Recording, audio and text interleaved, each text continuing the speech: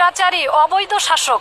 আমি বলি যে ওমর, আবু বকর আর ওসমান এরা স্বৈরাচারী অবৈধ শাসক, এরা জোর করে ক্ষমতা নিয়েছেন। হযরত ওমর রাদিয়াল্লাহু তাআলা আনহু উনি বলে জোর করে ক্ষমতা দখল করছেন, জোর করে মানে ইসলামকে ভিন্ন পথে নিয়ে গেছেন, অবৈধভাবে শাসন করছেন। এটা আমার মুখের কথা না, এটা হইলো এই যে ভক্তিদের কথা। এই কথাটা শোনেন।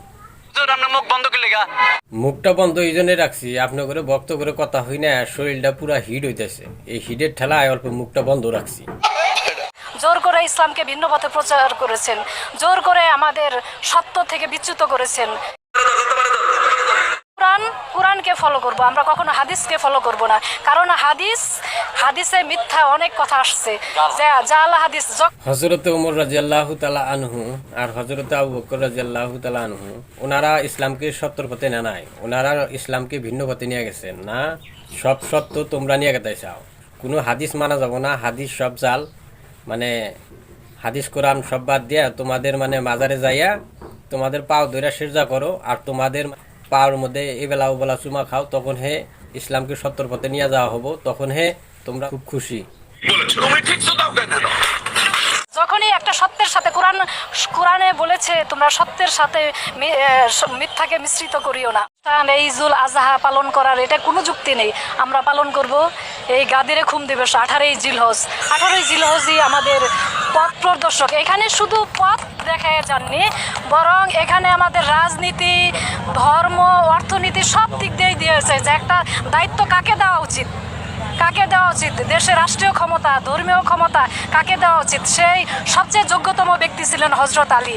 আমরা যদিও অনেকে বলেন যে খলিফা, চতুর্থতম খলিফা, আমি মনে করি তারা বেঈমান, তারা মুনাফিক, তারা কাফের যারা চতুর্থতম খলিফা হযরত আলীকে বলেন। হযরত আলী কখনো চতুর্থতম খলিফা, সে আমার মুর্শিদ সবসময় বলতেন যে নবী মুহাম্মদ সাল্লাল্লাহু আলাইহি সাল্লাম এবং আলী আলাদা কেউ না, একই নূরের দুটি অংশ, দুজন একই, একজন আগে আসছেন, একজন পরে দায়িত্ব, কেউ ইসলামকে নিয়ে আসছেন, আরেকজন ইসলামকে প্রতিষ্ঠিত করার জন্য তাকে দায়িত্ব প্রাপ্ত করে গেছেন। সেই দায়িত্বপ্রাপ্তকে তাকে আমরা ভুলে গেলাম।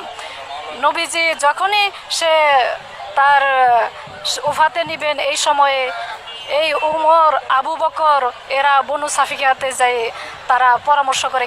কারণ আমাদের সালাত হচ্ছে পশমে পশমে, দাইমে দাইমে, কালবে নফসনিয়াতের মাধ্যমে, আমাদের অন্তরের মধ্যে, আমাদের দমে দমে আমরা নামাজ পড়ি। বলুন আমিন। আপনাকে আমি একটা কানে শুনি, হুজুর বড় করে আমিন। এখন চ্যানেলটা সাবস্ক্রাইব করবেন।